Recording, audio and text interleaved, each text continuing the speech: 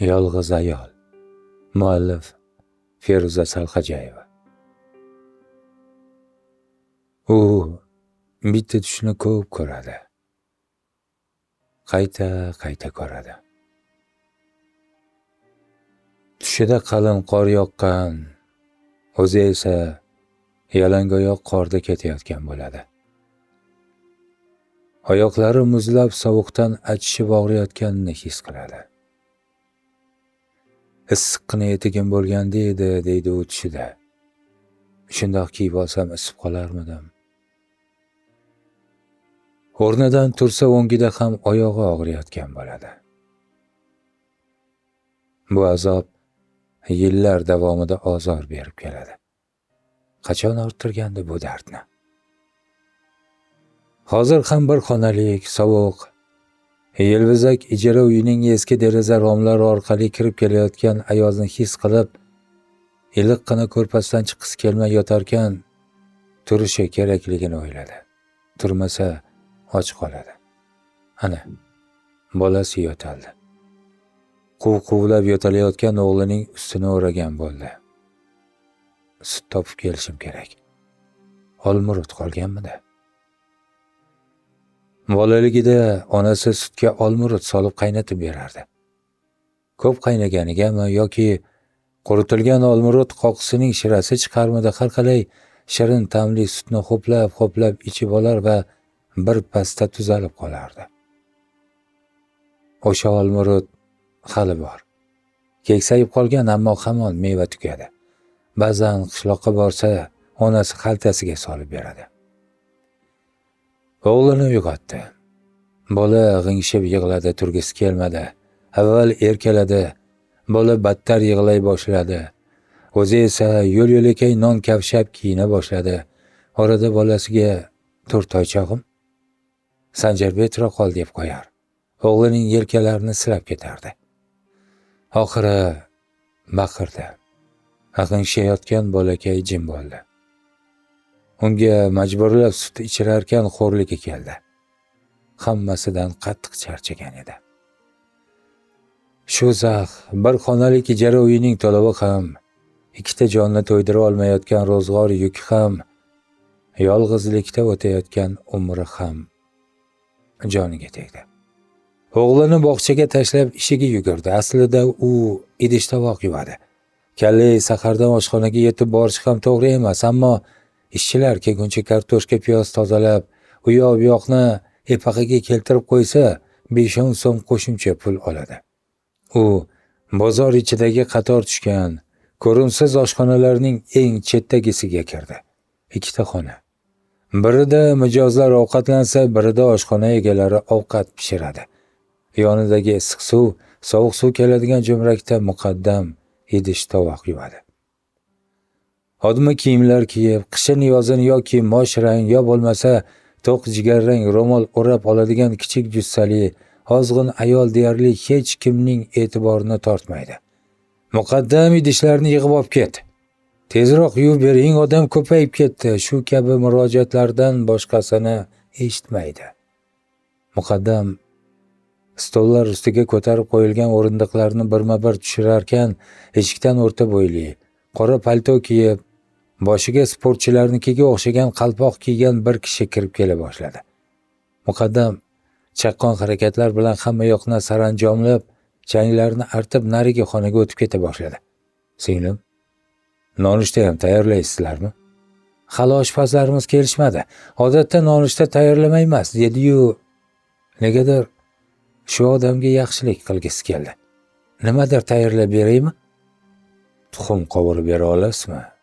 Bir choynak choy bilan." "Ha, hozir. Siz o'tirib turing."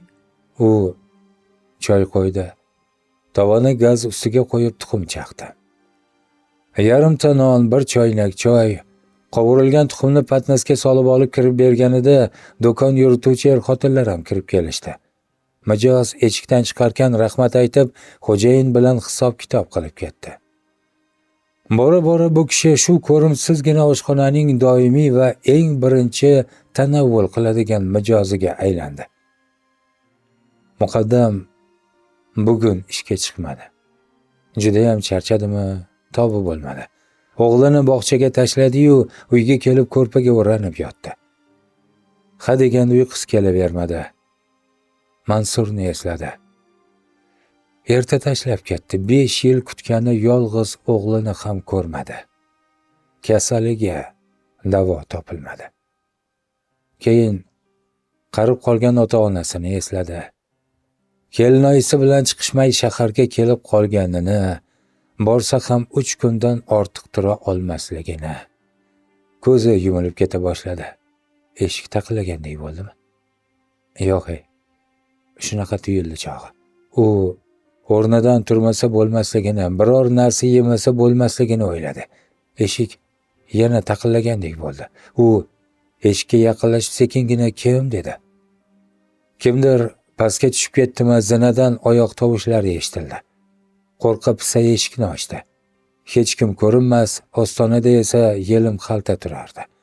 Ayol yegulik to'ldirilgan xaltani uyga olib kirarkan, yugurib deraza qoshiga bordi.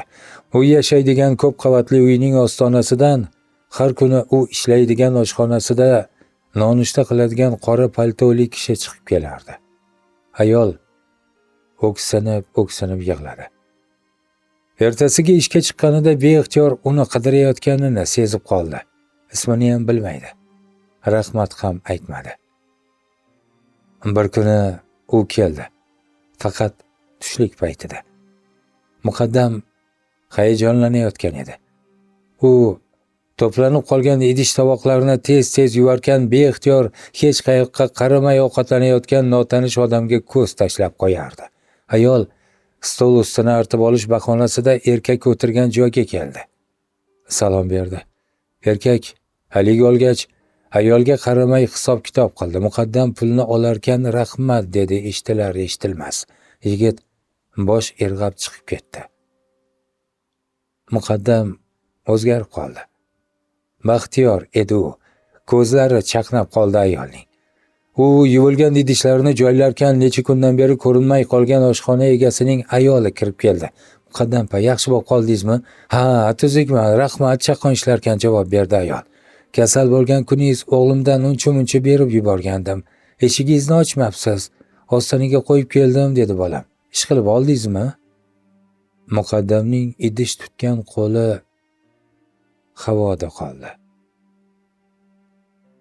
Suv sharillab tushar, ayol negadir jim turardi.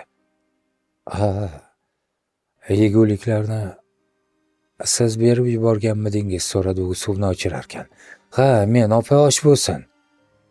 Ayol shu kecha yana qadrdon tushini ko'rdi. Atrof qalin qor emish, u yalangoyoq qorlarni kechib borarmish. Oyog'imda etigim bo'lganida edi, pichirlarmish lablari. Muallif Feruza Salxajayeva. E'tiboringiz uchun rahmat.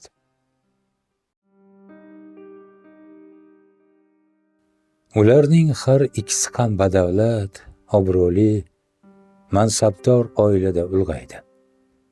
Uzoqroq qarindosh ham edilar. Otalari ma'qul ko'rib unashtirildilar.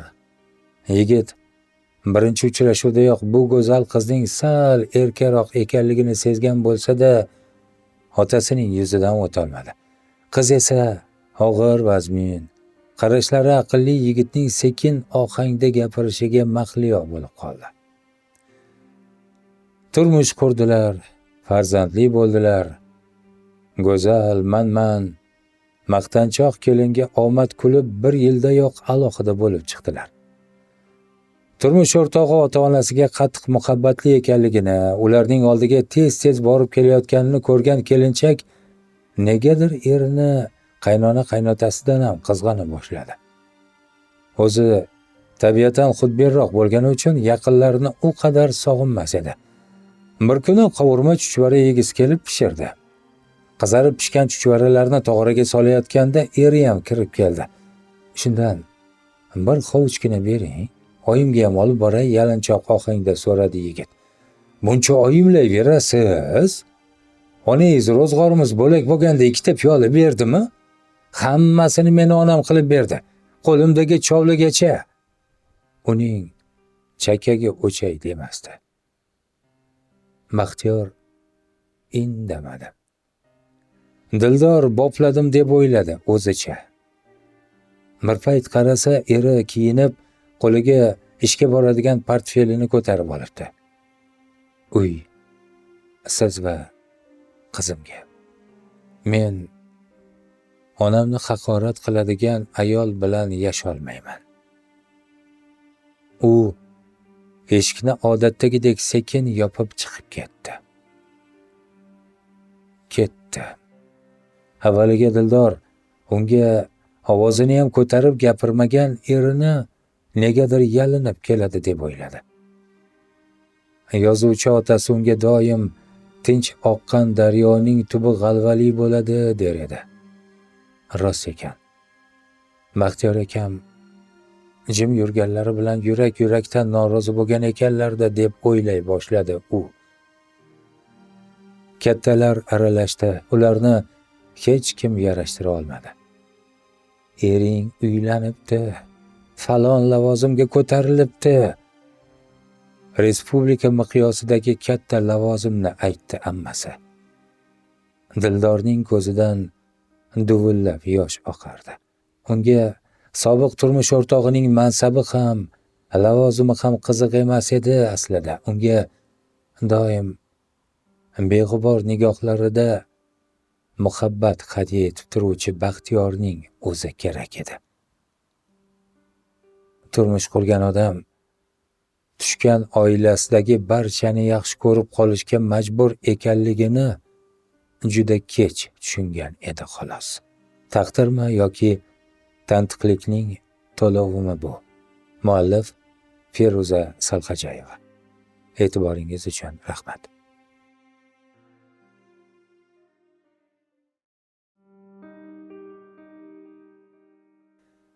Hayotimda ko'p dastxat yozishga to'g'ri kelgan. Kitoblar, albomlar, suratlar. Faqat bir gal dastxat yozish mushkul ish ekanini bilganman. Olis viloyatga borganimizda yetimxonaga taklif qilishdi. Dasturxon to'kin edi. Shirinliklar, bolalarning o'zi pishirgan kulchalar. Tomog'im xippa bo'g'ilib, suv ham o'tmay qoldi.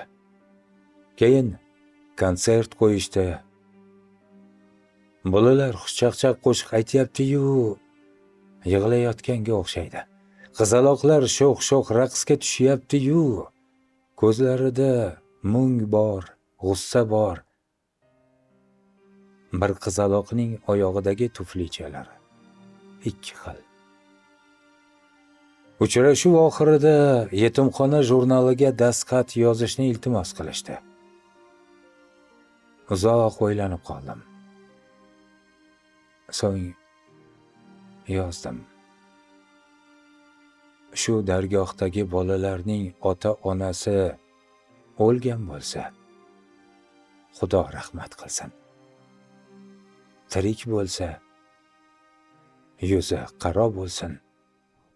Qaro bo'lsin, qaro bo'lsin.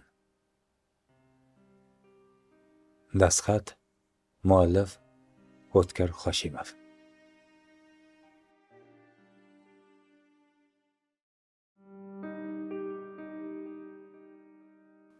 Maqol, naql, matal, hikmatlar asosan elning ijodi. Ularni yo suyungan yo kuyungan xalq aytgan. Ering yo'q, qadring yo'q. Erimnikida hokimman, o'g'limnikida boqimman. Ering bersa o'ynab ol, o'g'ling bersa o'ylab ol kabi maqollar qulog'imizga tushganiga ancha bo'lgan. Bularning zamirida kimning kimdan hasrati yotgani ayon. Shunday bo'lsa-da, ushbu maqollarga yana ham jonli sharh topmoq niyatida keksalar bilan suhbatlashdim va bir momodan oxirli rivoyat tingladim. Qachonlardir ko'zlari ojiz beva kampir yolg'iz o'g'li bilan yasharkan. Kelinning ko'ngli qora bo'lib, nogiron qaynonasini ko'p xo'rlarkan. Ovqat suzar bo'lsa, chegalangan kosaga suvining o'zinigina quyib, erining ko'ziga to'liq ko'rsatish uchun ichiga qayroq tosh solib qo'yarkan. Ojiza ona chidaydi, zolim kelinning battarroq zulm qilishidan qo'rqib tishini tishiga qo'yib yashayveradi. Taomning quruqqina suviga qorni to'ymagan sho'rlik kosani ham, haligi toshni ham yalab qo'yardi. Bunga ko'z tushgan o'g'il so'raydiki, to'ymadingizmi oyi? Yo'q, bolam iymangan kampir shosha-pisha qayroq toshni dasturxonga qo'yadi. To'rt o'rningdan buyuradi o'g'il xotiniga. Oyimga ovqatingdan yana quyib ber. Kelin hiylasi 40 eshakka yuk bo'ladigan makkoralar xilidan edi. U qaynonasining oldiga borib qulog'iga shivirlaydi. O'sma qo'yasizmi? Yo'q, bo'lmasa surma qo'yarsiz. Qo'ying, bolam. Ana ko'rdingizmi, dadajonisi kelin eriga qarab qarsak uradi. Qayta yo'q deganlarni eshitdingizmi? G'arib ko'ngli kulparcha bo'lgan ojiza onaning ko'zlariga yosh kelib degan ekanki, o'g'limning oshi ichida qayroq toshi. Otasiga hokim edim, bolasiga boqim bo'ldim. Unaqa yomon kelinlar o'tmishda qolib ketgan albatta. Mabodo bitta yarimta singil jonlarimizning kissasiga yanglishib qayroq tosh tushib qolgan bo'lsa ehtimol. Tosham mayliga basharti ko'ngliga shayton alayhillani oralagan bo'lsa, bunisi chatoq. Ammo o'g'ilchangiz ulg'ayadi, siz ham kelin olasiz, siz ham qaynona bo'lasiz. Al-qasos dunyo deb qo'yibdilar. Bundan hammamizni Xudo saqlasin kelinjonlar. Kosadagi qayroq tosh. Muallif Rustamjon Ummatov.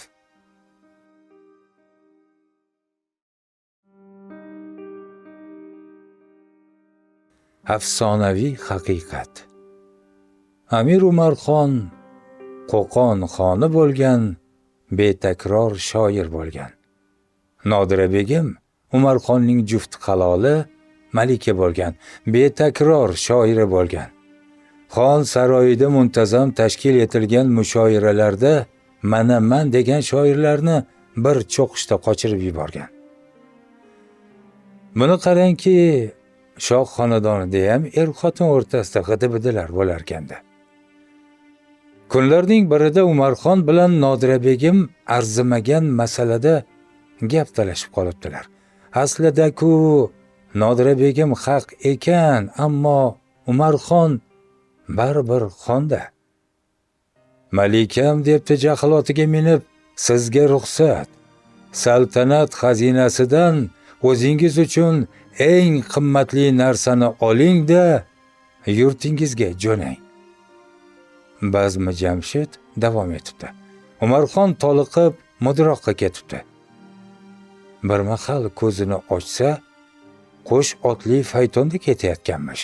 Biydek dala, hamma yoq zulmat, osmonda yulduzlar, navkarlar otining tuyog'i gursillaydi.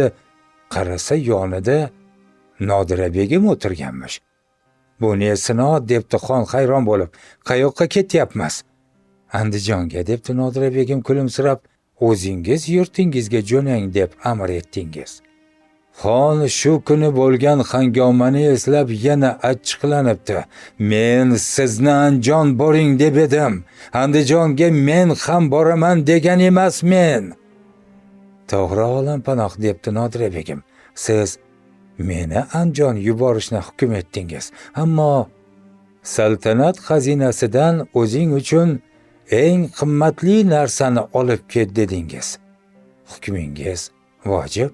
Saltanat xazinasida men uchun eng bebaho boylik siz bo'lasiz. Men o'sha xazinani o'zim bilan olib ketishga jazm etdim. Karvon darhol ortga qaytibdi. O'sha jannat makon Amir Umarxon saroyida osoyishtalik hukm surgan deyishadi. Ayol zakovati. Muallif O'tkir Hoshimov.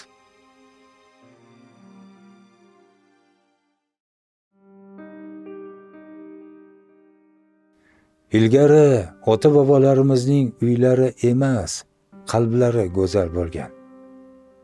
Boy bo'lishmasa-da, saxovatli bo'lishgan.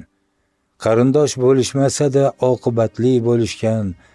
Sharoitlari hozirgidek bo'lmasa ham xotirjam bo'lishgan. Buvilarimiz non yopishganda savatdagi nondan avval qo'shniga uzatmay turib uyga olib kirishmas edi. Bir-birlarini tushlikka taklif qilishar edi. Hozirgidek tezkor zamon bo'lmasa ham barcha ishlarga ulgurishgan. Biz hozir bir insonga yetarli bo'ladigandan ortiq narsalarga egamiz, ammo yuqoridagi mehr-oqibat, saxovat kabi amallarga befarqmiz. Boy bo'lsak-da xotirjamligimiz yo'q. Boylikka muhabbat, xoyu havas, birovlarga hasad qilish haqida-ku gapirmasa ham bo'laveradi. Ilgari Marvarid fikrlar Telegram kanalidan olindi.